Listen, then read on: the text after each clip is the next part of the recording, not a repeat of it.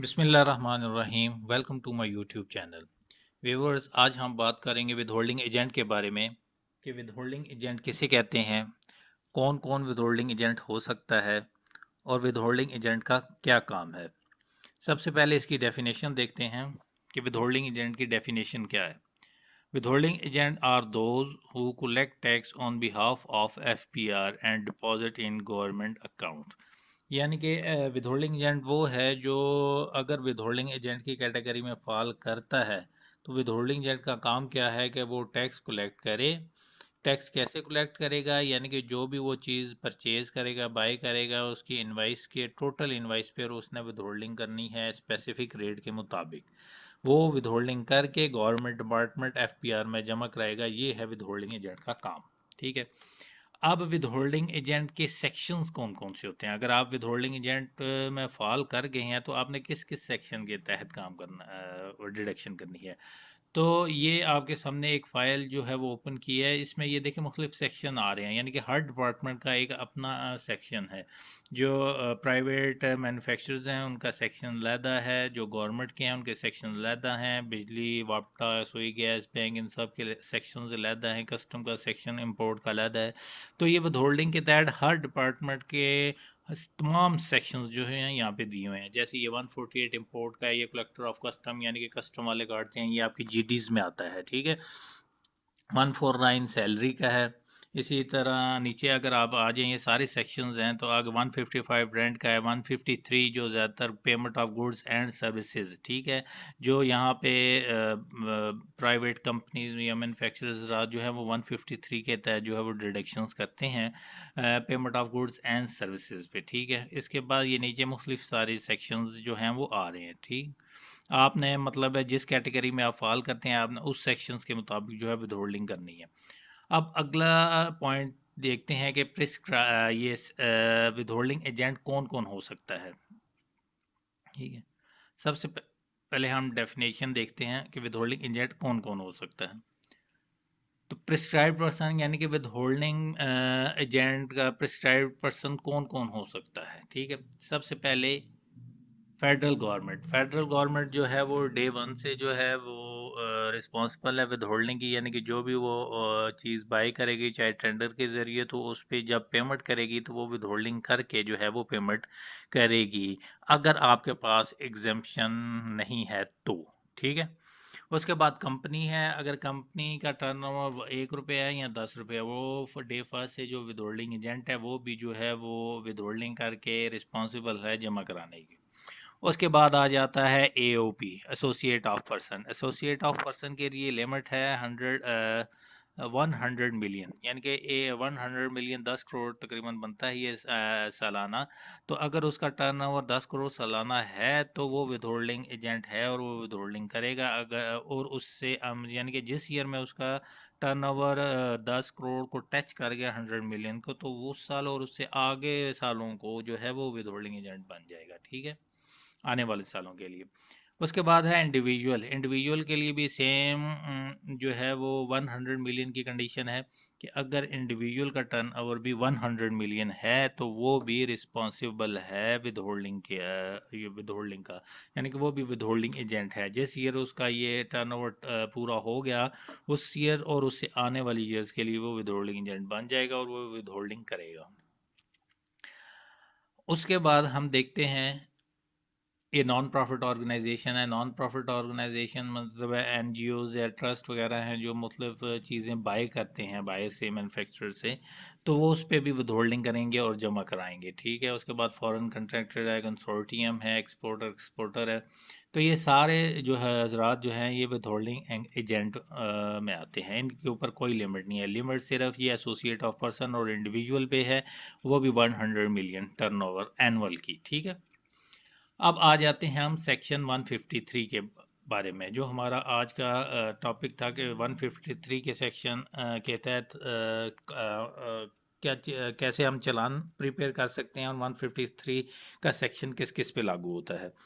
153 का सेक्शन जो है ये विदहोल्डिंग का एक सेक्शन है जो गुड्स और सर्विसेज पे जो है वो डिडक्शन करता है। ठीक है, ये आपके सामने जो डेफिनेशन भी है जो ओपन है, payment for goods and services and contracts, यानी कि जो अगर आप पेमेंट्स ऑफ गुड्स करेंगे तो उसकी डिडक्शन 153 के तहत करेंगे, अगर आप कोई सर्विसेज प्रोवाइड कर रहे हैं तो उसकी भी 153 वन बी के तहत जो है वो उसकी डिडक्शन करेंगे, इस तरह कॉन्ट्रैक्ट है। ठीक है,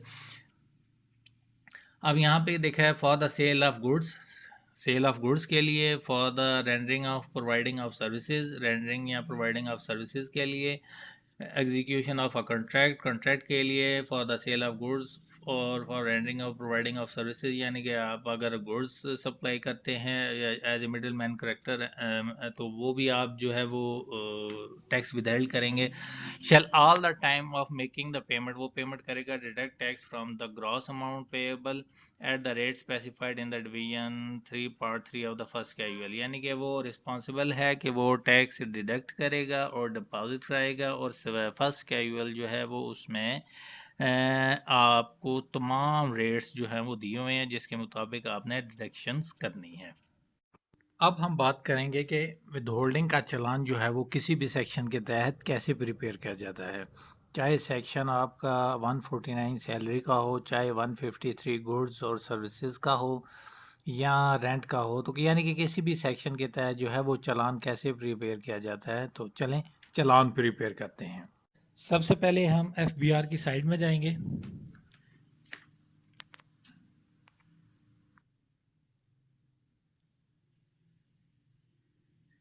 FBR की साइट ओपन करने के बाद आपने इधर नेशनल सेल टैक्स रिटर्न इसमें जाना है। इसमें जाने के बाद आप पेमेंट ऑफ सेल टैक्स में जाएंगे। ये इसलिए जा रहे हैं क्योंकि पुराने पैटर्न की जो है लॉगिन वो इस साइट से खोलेगा। ठीक है, तो ये देखें पुराने पैटर्न का लॉगिन आ गया। अब इसमें आपने यूजर नेम और पासवर्ड जो है वो एंटर करना है। जैसे ही हम इसमें एंटर करेंगे तो यहाँ पे आपने वो चालान जो पेमेंट चालान है वो जनरेट करना है। ठीक है, साइट ओपन होने के बाद आपने ई पेमेंट में जाना है और ये क्रिएट पेमेंट, इस बटन पे आपने क्लिक करना है और यहाँ आगे इनकम टैक्स में चले जाना है। ठीक है, इनकम टैक्स में जाएंगे तो ये इनकम टैक्स पेमेंट की खुल जाएगी। यहाँ से आपने टैक्स ईयर सेलेक्ट करना है।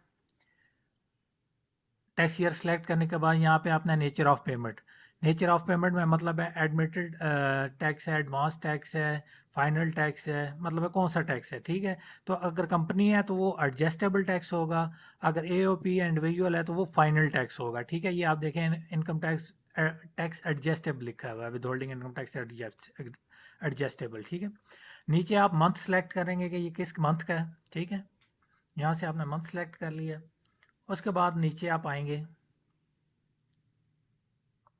नीचे यहाँ पे आने के बाद यहाँ पे आपने पेमेंट का सेक्शन डालना है कि जो आप विदहोल्डिंग की अमाउंट का चालान बना रहे हैं वो किस सेक्शन के तहत आपने काटी है, डिडक्ट की है। ठीक है, मैं यहाँ पे रेंट का बना रहा हूँ तो मैं यहाँ पे रेंट का सेक्शन यूज करूंगा जो है 155,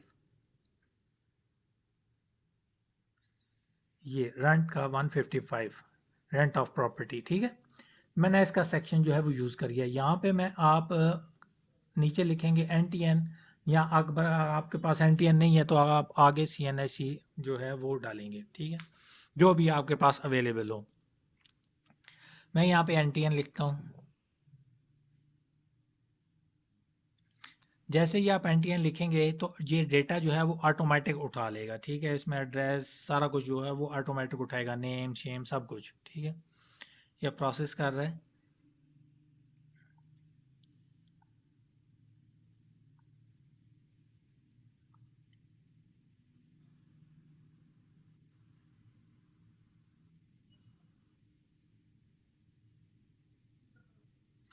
ये अगर इस तरह प्रोसेस करने के बाद रुक जाए तो आप रिमूव करके फिर NTN लिख दें। ठीक है, ये थोड़ा सा साइट का टेक्निकल प्रॉब्लम है, या नेट का प्रॉब्लम, बाजू का नेट का प्रॉब्लम भी हो जाता है।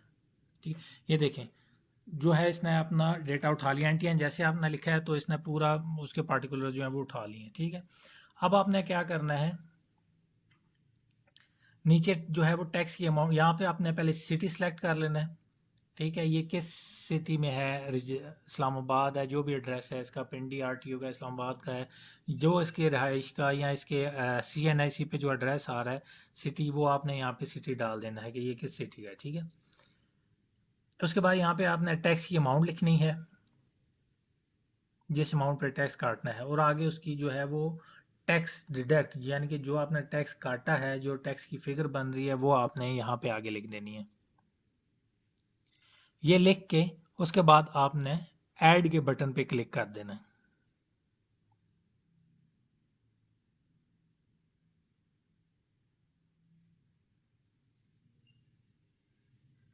ये आप ऐड के बटन पे क्लिक करेंगे तो ये आपकी जो एक एंट्री है वो नीचे सेव हो गई है। ठीक है, अब आपने सेकंड एंट्री करनी है, मतलब 2 करें, 3 करें, 10 करें, जितनी आपने एंट्री करनी है वो आप यहाँ पे एंट्रियाँ करेंगे। ठीक है, और यहाँ पे अब मैं सेकंड एंट्री करता हूँ, वही रेंट की,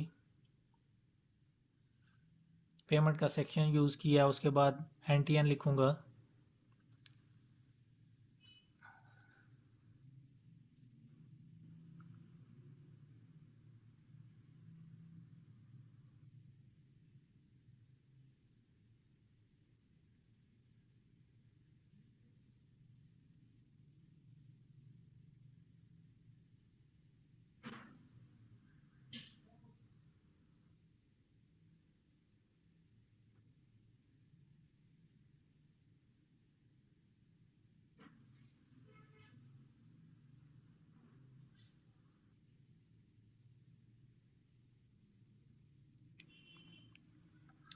यहाँ पे टैक्सेबल अमाउंट लिखनी है,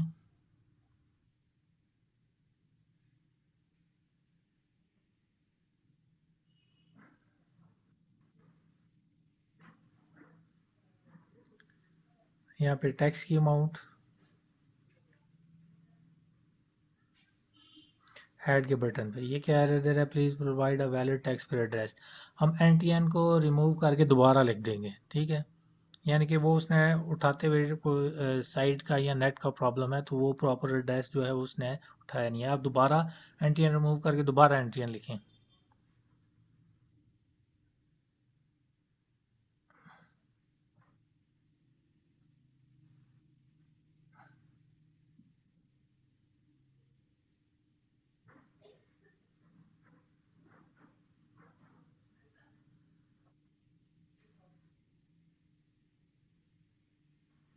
एक दफ़ा NTN रिमूव करके क्लिक करेंगे, उसके बाद दोबारा NTN लिख के फिर क्लिक कर दें, मतलब साइट पे कसर से आपने क्लिक करना है। ठीक,